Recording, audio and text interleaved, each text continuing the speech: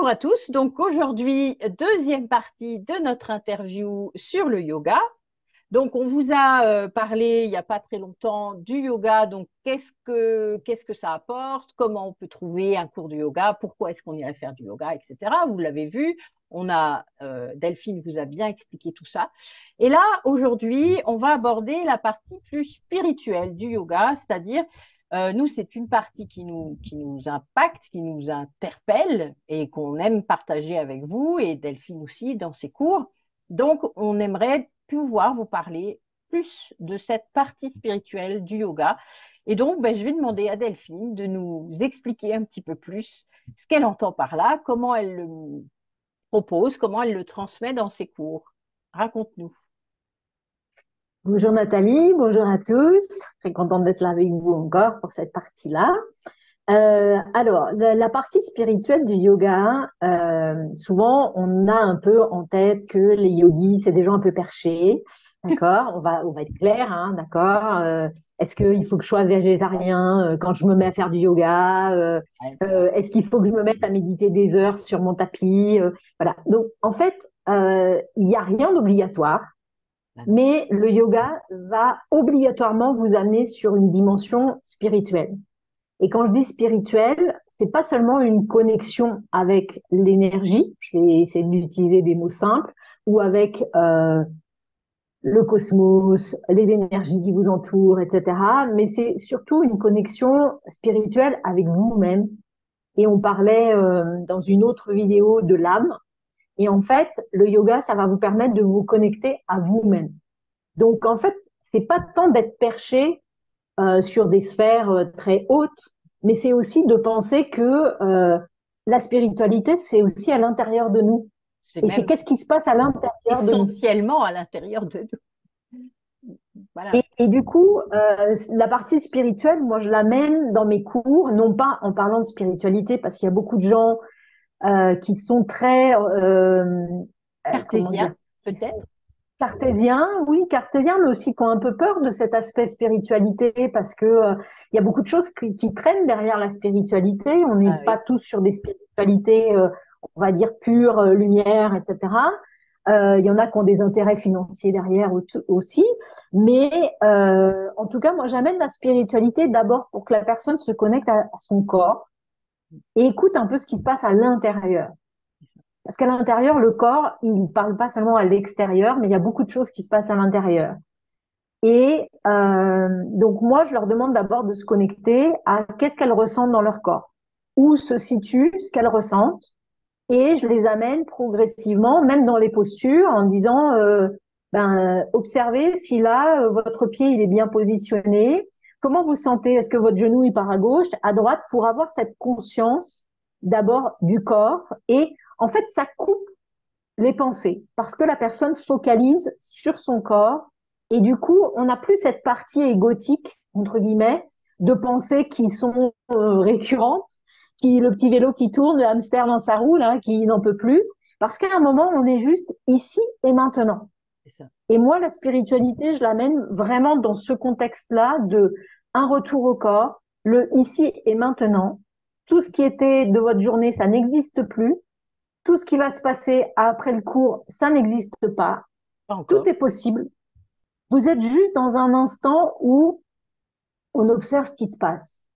On fait nos cours de yoga, on travaille nos postures, on travaille notre respiration, parce que la respiration aussi est super importante pour se recentrer sur soi, pour apaiser tout ça, pour descendre hein, un petit peu de là où on est perché, là où le petit hamster il court dans sa roue.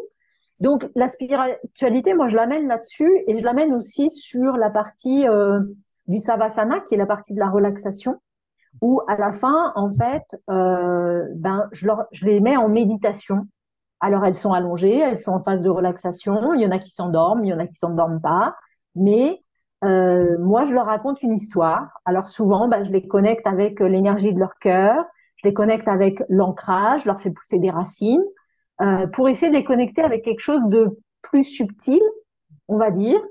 Et bizarrement, j'en ai qui me disent, des fois, la première fois, qui me disent, mais en fait, les racines, moi, je les ai vraiment senties pousser. Est-ce que c'est normal? Donc, Donc, il y a aussi cette conscience, le fait d'avoir eu 1 heure de conscience corporelle, derrière, ça permet aux personnes d'ouvrir sur des champs qu'on ne voit pas, qu'on ne ressent pas ou qu'on ne sait pas qu'on ressent. C'est ça. Et, et du coup, j'amène ça là-dessus. J'amène aussi sur des pratiques spécifiques, comme les pratiques de pleine lune, de nouvelle lune, où on connecte avec les énergies qui sont très fortes en ce moment. Les pratiques sur des chakras, pour travailler aussi justement sur des blocages qui pourraient avoir lieu sur nos centres énergétiques, parce que le yoga permet tout ça. Et j'aurais même pas besoin de faire une pratique chakra. Je fais une pratique de yoga, je travaille déjà sur tous mes chakras.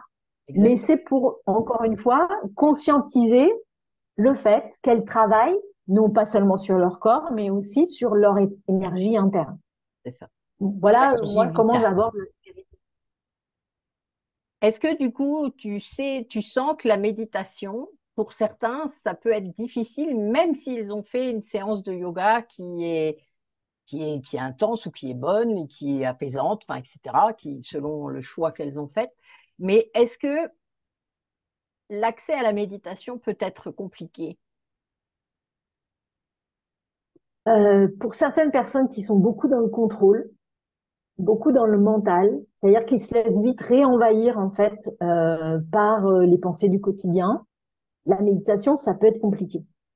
Ça peut être compliqué au départ. Après, honnêtement, je dirais que entre guillemets, la méditation, ça commence déjà par la phase de relaxation. Moi, je leur apprends la méditation comme ça.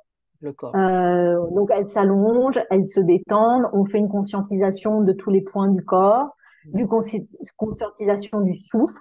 Du coup, elles n'ont pas le temps de partir. Elles restent bien focalisées. Quand je dis elles, parce que j'ai beaucoup de femmes en fait dans mes groupes, c'est vrai. c'est On un sait. homme. Donc voilà. Elle, il. Et elle, voilà. Et Voilà. du coup, Soyons à partir équitables. de là, je peux les emmener, moi, sur une méditation guidée.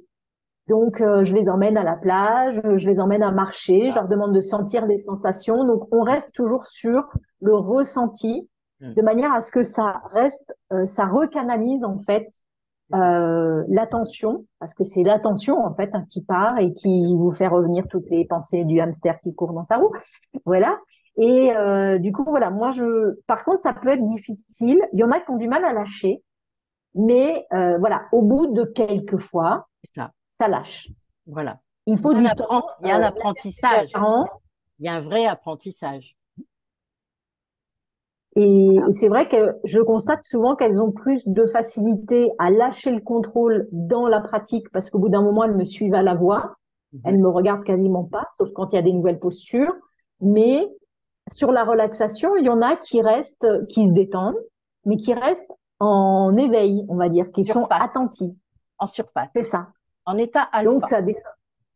C'est ça. Donc, c'est pas encore descendu, mais après, elles me disent toutes que voilà, elles se sont bien détendues, ça les a bien relâchées.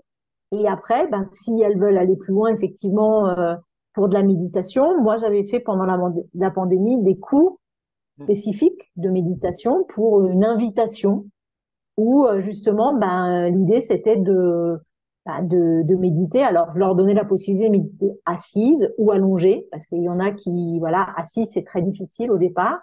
Mais et on avance un pas à la fois, toujours avec beaucoup de bienveillance envers soi, pas de jugement sur ce qui se passe. C'est d'ailleurs ce que tu fais dans nos ateliers de métamorphose pour l'initiation à la méditation. Exactement, voilà. Exactement. Pour proposer aux gens une possibilité de tester la méditation, de savoir qu'est-ce que c'est la méditation, est-ce que je peux méditer, parce que c'est quand même une activité déjà qui ralentit, qui travaille sur le cœur, ce qui ralentit le système sanguin, ça a plein de bénéfices sur le corps la méditation, et en même temps ça vous connecte à vous. C'est ça. C'est-à-dire qu'à un moment, c'est comme si on laissait tout de côté et on peut se connecter à soi. Alors, c'est vrai que quand on a le petit vélo dans la tête, on a du mal à imaginer que c'est possible. Mais en fait, quand on commence à arriver à décrocher, même une seconde, parce qu'on se sent emporté, on fait waouh. Et on sait que c'est possible. Et oui. Et oui. Mais encore une fois, c'est un apprentissage. C'est comme le yoga. Vous pouvez être super souple, vous pouvez réussir beaucoup de postures, mais jamais comprendre l'essence Mm. du yoga. Et il n'y a pas de jugement sur ça. Non. C'est Chacun va suivre son chemin et deux techniques, une qui passe par le corps, l'autre qui passe plus par la respiration et la détente totale. Donc voilà, deux techniques pour lâcher le mental et aller vers la spiritualité justement intérieure, la véritable complètement, spiritualité. tout à fait. De Voilà, pouvoir écouter les messages qu'on a à l'intérieur de nous. c'est ça. Qu'est-ce qui vibre plus dans notre vie aujourd'hui? Ah, Qu'est-ce qui vibre plus dans notre comportement? Qu'est-ce qui vibre plus avec les personnes autour de nous? Parce que c'est ça aussi. C'est de pouvoir arriver à percevoir, avoir cette intuition de ce qui est bon pour nous, en fait. exact. C'est tout à fait comme ça qu'on mène nos ateliers, n'est-ce pas? Ouais, exactement. Mais ça, on vous en reparlera. Ne vous inquiétez pas. Il y aura d'autres sujets. Il y a plein de choses qui viennent là. Vous voyez, en même temps qu'on le fait, il y a plein d'idées qui arrivent. Euh, C'est clair. Est-ce que tu as quelque chose à rajouter par rapport à l'aspect spirituel du yoga ou est-ce qu'on a fait le tour? Euh, non, je pense que là, ça donnera déjà peut-être des idées de questions. Peut-être que, Exactement. Tout à on fait. aura des commentaires, des questions qui pourront, voilà, alimenter cette conversation, Exactement. voilà. Tout à fait. Ben, écoute, je te remercie de cette Merci Nathalie. précision. De rien. Et puis, on vous donne, on vous dit à bientôt pour d'autres sujets. Oui, on vous Donc, donne rendez-vous dans un autre. on revient très vite. À bientôt. Merci. Ciao.